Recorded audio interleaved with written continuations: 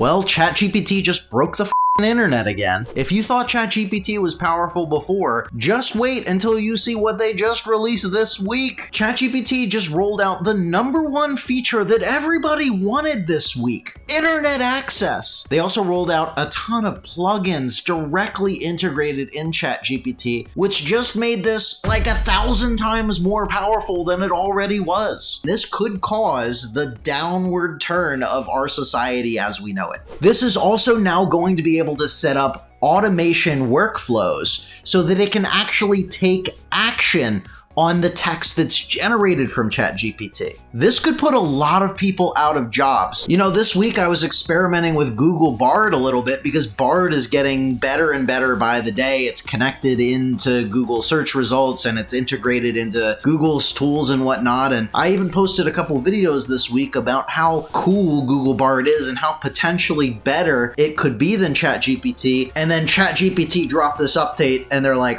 hold my beer. So I've been diving into these new features this week. I'm going to show you how to set it all up because it's absolutely mind-blowing. So firstly, you have to be on the paid version of ChatGPT. It's only $20 a month. For less than $1 a day, you're going to be able to save yourself countless hours and probably make a lot more money. So just in case you haven't signed up for ChatGPT before, just go to chat.openai.com. After you're all signed into ChatGPT, you can always click down here.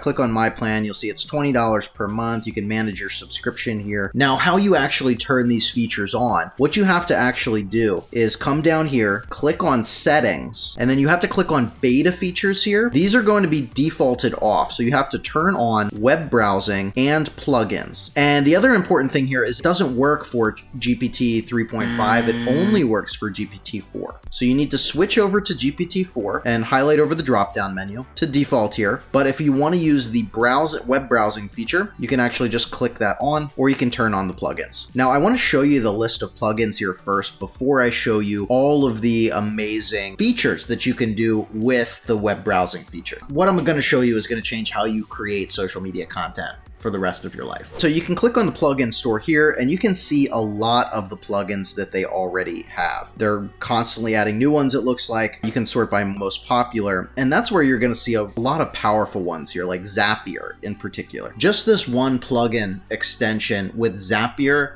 basically takes ChatGPT and connects it to anything that you want to do on the entire internet. That one plugin is an absolute world breaker. But there's tons of stuff, like with OpenTable, you can ask it to book dining reservations for you. There's Wolfram Alpha, which is connected to large data, like math problems, all kinds of stuff. There's Instacart, where you can connect it and ask it what's cooking, ask about recipes, meal plans. So you could ask ChatGPT for a recipe on whatever you want, and then have Instacart buy the ingredients for you and ship it to your house, all from ChatGPT. But I want to show you some of the really cool things that I've been doing, as well as some of the prompts that I've been testing with the web browsing version. This is just mind-blowing. One of the things I also realized is because it's in beta feature, you have to tell it to use the web browsing feature. So I would start a prompt by saying, use web browsing for the following prompt,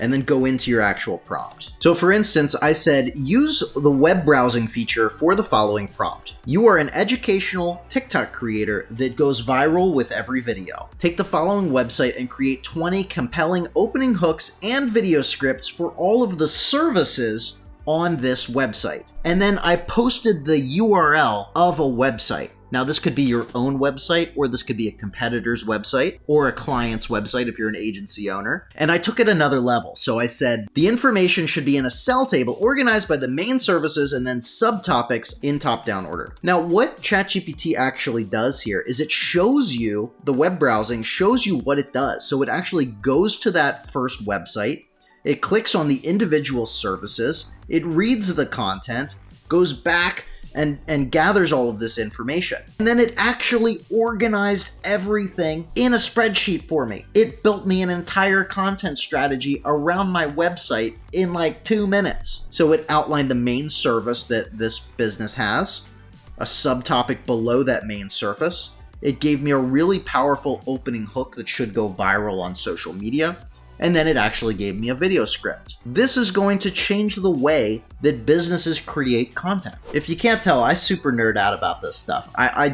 I am so interested in the developments of these AI tools. Here's another really cool prompt that you can use to leverage the web browsing feature in ChatGPT. So you may or may not know this, depending on how many videos of mine you've seen, but I started an AI-powered marketing tool called Syllabi.io. And we're actively trying to raise funding for this tool. And so some of the jargon and metrics that we're supposed to come up with is TAM, which stands for Total Addressable Market. And so I had the brilliant idea of, why don't I just figure that out by researching some competitors within ChatGPT? And so I asked it based on the features, and I sent in some competitors, and it gave me a lot of wonderful information. But the really cool feature that you can do now with internet and web browsing access is you can actually ask it for the sources of where it got that information and ask it to provide you with the URLs. And it will give you the URLs from where it pulled that information. So if you think about it, if you're using ChatGPT to write essays for you or blog articles or whatever, now you can actually get sources from it as well. So it's not just a random block of text, right? You're actually gathering sources. Quick disclaimer, if you're going to use ChatGPT to write articles, essays, emails, whatever, make sure you customize it. Don't just copy and paste over, right? Because that's gonna get detected. Let it do the bulk of the work for you and then add your flair and unique perspective onto it. But this is just the beginning because this was just released this week. There are going to be so many incredible opportunities and use cases from this internet access and all of these plugins. I would love to hear what your ideas are, how you are going to be using this feature for yourself, for your business, for your content. How are you going to be using this? Let me know in the comments. And if you want to stay up to date with even more useful AI websites, tools, and findings online, make sure you hit that subscribe button because I'm here sharing content every day for you.